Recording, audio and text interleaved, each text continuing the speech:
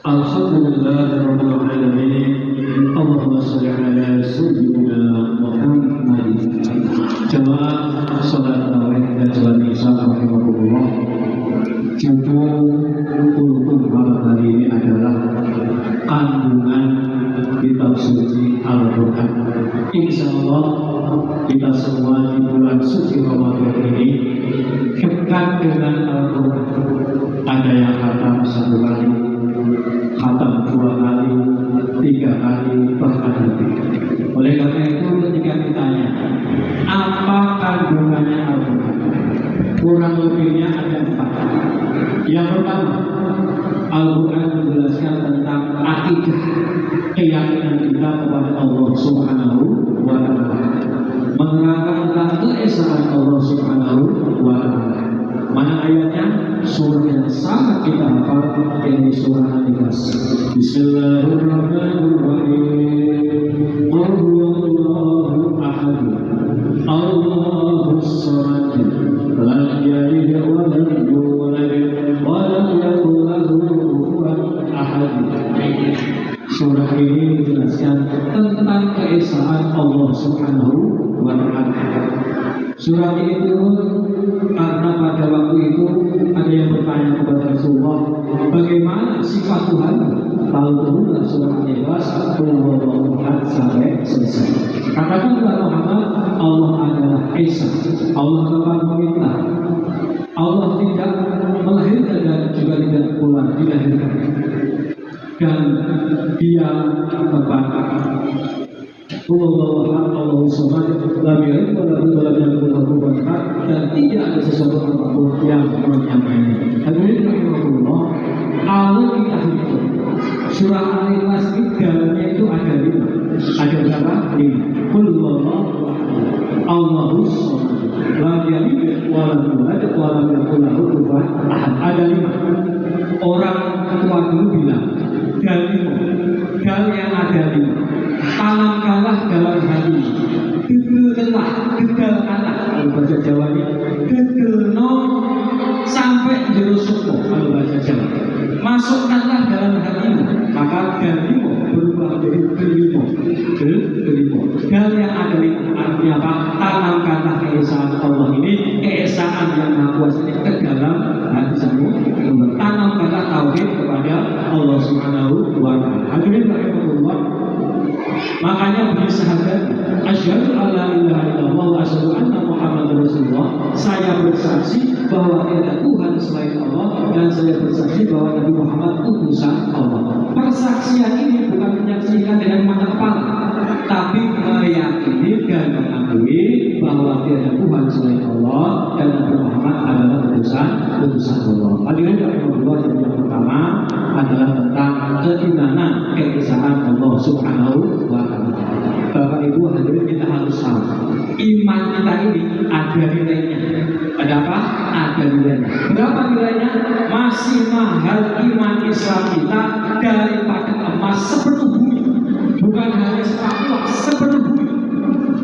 Surah Al-Imran ayat 91 juz 3 ayat paling terakhir. Nanti Bapak Ibu lihat, innal ladzina kafaru wa matu wa hum kuffar fala yuqbal min ahadihim mil'ul ardi dhahaba wa la fadabi. Nanti artinya Bapak Ibu lihat, itu substansinya kalau bahasa teman-teman yang sarjana ini. Intinya masih mahal iman kita daripada emas sepenuh bumi belakang. Oleh karena itu kita jaga iman Islam kita wariskan kepada generasi mendatang. Yang pertama tentang akidah. Yang kedua tentang syariat, apakah itu sholat, puasa, haji, sholat raweh, zakat dan lain sebagainya. Dan alhamdulillah malam hari ini kita melaksanakan syariat Allah Subhanahu wa Ta'ala, sholat raweh, sholat isya, puasa Ramadan, dan juga bayar zakat mobilnya dulu. Hadirin rahimahullah, ada pesan. Sumbernya bukan dari Al-Quran, bukan dari hadis, dari grup WA. Pesannya begini. Aku lihat Ramadan ini mau berkemas. Kita baca. Lalu aku tanya, Ramadan mau kemana? Iya, aku mau pergi. Jauh, 11 bulan lamanya. Oh iya, tolong sampaikan kepada semua. Terima kasih telah menyambutku ke telah mengisi hati-hatiku dengan penuh amal kebaikan. Dan tolong sampaikan juga kepada semua, kalau mereka semua kangen padaku, panjatkanlah doa kepada Allah agar dipertemukan kembali dengan aku Ramadan tahun depan dan tahun-tahun mendatang. Ternyata Bapak Ibu, Ramadan ini akan pergi, akan berkemas. Oleh karena itu, mari kita gunakan sisa puasa ini masih berapa hari? Kurang lebih 4 hari. Kita gunakan sebaik-baiknya, kita gunakan amal ibadah sebanyak-banyaknya. Hadirin, kuda pacu, jika mau sampai finish, dia akan menguatkan langkahnya, menguatkan larinya, menguatkan tenaganya akan mau sampai finish. Pun juga kita ini sudah mau finish, jangan sampai malas, jangan sampai. Hadirin rahimahullah, yang kedua adalah laksana Allah.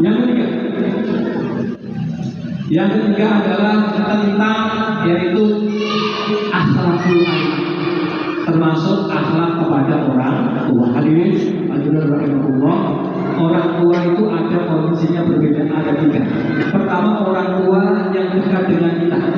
Bagaimana berbuat baik? Jangan menyakiti hatinya, jangan mengucapkan kata-kata yang menyakiti hatinya. Mungkin Bapak Ibu pernah lihat ada anak cewek mengancam orang tuanya pakai pisau.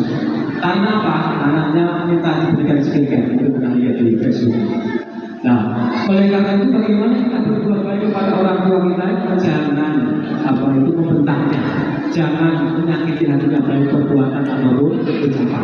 Oleh karena itu para jamaah yang dikaruniai orang tua yang panjang umur, usianya 3 menghadapi beliau. Yang pertama apa? Sabar. Yang kedua apa? Sabar lagi.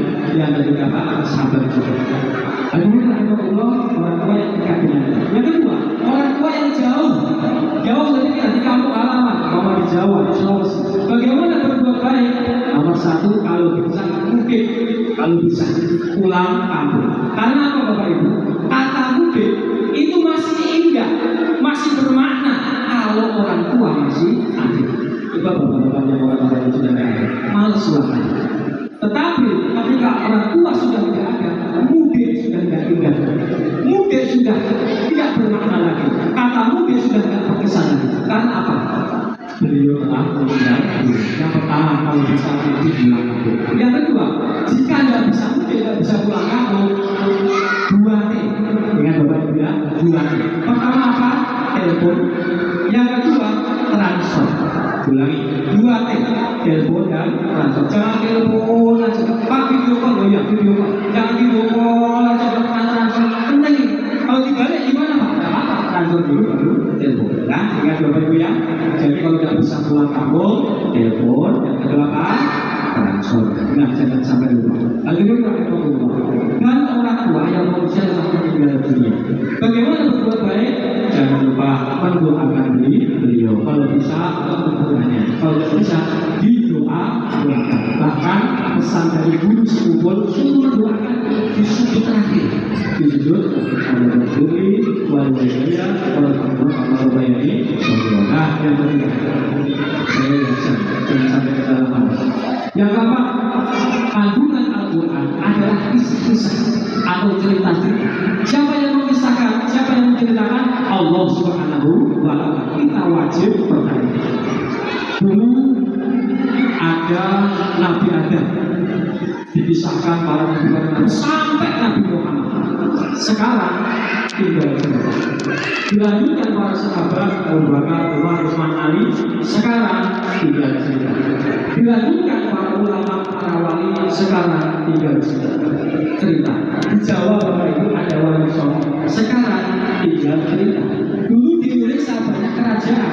Di Jawa ada kerajaan besar Majapahit. Sekarang tinggal cerita. Dulu Indonesia diberi presiden pertama Bung Karno, kedua Pak Harto, ketiga Pak Habibie, keempat Gus Dur. Sekarang beliau tinggal cerita. Saat ini yang kita saat ini sholat 100 tahun lagi 2125 sudah tidak ada, sama sekali tidak ada. Yang ngomong apalagi sudah tidak ada. Ternyata manusia ujung-ujungnya tinggal cerita. Dan memang Bapak Ibu, manusia disuruh bikin cerita. Cerita yang bagaimana? Cerita yang baik.